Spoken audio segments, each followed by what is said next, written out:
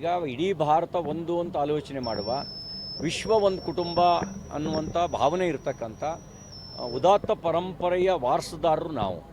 ನೆರೆಹೊರೆಯವರಿಗೆ ಸಹಾಯ ಮಾಡೋದು ತಪ್ಪು ಅಂತ ನಾನು ಹೇಳಲ್ಲ. ಆದರೆ ನಮ್ಮ ಇಲ್ಲಿಯ ರೈತರನ್ನು ಕಡೆಗಣಿಸಿ ಇಲ್ಲಿಯ ಜನರ ಇಲ್ಲಿಯ ರೈತರಿಗೆ ಪರಿಹಾರ ಕೊಡಲಿಲ್ಲ. ಇಲ್ಲಿ ಸಂತ್ರಸ್ತರಾದವರು ಬೀದಿಲಿದ್ದಾರೆ, ಇಲ್ಲಿಯ ಸಂತ್ರಸ್ತರು ಬೀದಿಲಿದ್ದಾರೆ.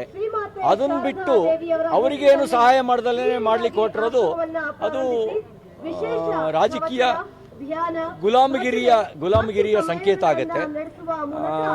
ರಾಹುಲ್ ಗಾಂಧಿ ಪ್ರತಿನಿಧಿಸ್ತಾ ಇದ್ರು, ಪ್ರಿಯಾಂಕಾ ಗಾಂಧಿ ಪ್ರತಿನಿಧಿಸ್ತಾ ಇದ್ದಾರೆ ಅಂತ ಹೇಳಿ ಕೇವಲ ಒಂದು ಕ್ಷೇತ್ರಕ್ಕೆ ಮಾತ್ರ ಮಾಡೋದು, ರಾಜ್ಯದ ಜನರ ತೆರಿಗೆ ಹಣವನ್ನ ಅಲ್ಲಿಗೆ ವಿನಿಯೋಗಿಸೋದು ರಾಜಕೀಯ ಗುಲಾಮಗಿರಿಯ ಪ್ರತೀಕ ಆಗುತ್ತೆ.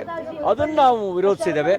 ಅದು ಬಿಟ್ಟರೆ ನೆರೆಹೊರೆಯವರಿಗೆ ಸಹಾಯ ಮಾಡೋದು ತಪ್ಪು ಅಂತ ನಾನು ಹೇಳಲ್ಲ. ಆದರೆ ಈ ಥರ ರಾಜಕೀಯ ಗುಲಾಮಗಿರಿಗೆ ರಾಜ್ಯದ ತೆರಿಗೆ ಹಣವನ್ನು ಖರ್ಚು ಮಾಡೋದು, ಇಲ್ಲಿ ರಾಜ್ಯದ ಜನರ ಸಂಕಷ್ಟವನ್ನು ಕಡೆಗಣಿಸಿ ಖರ್ಚು ಮಾಡೋದು ಅದು ಸೂಕ್ತವಲ್ಲದ ನಡವಳಿಕೆ.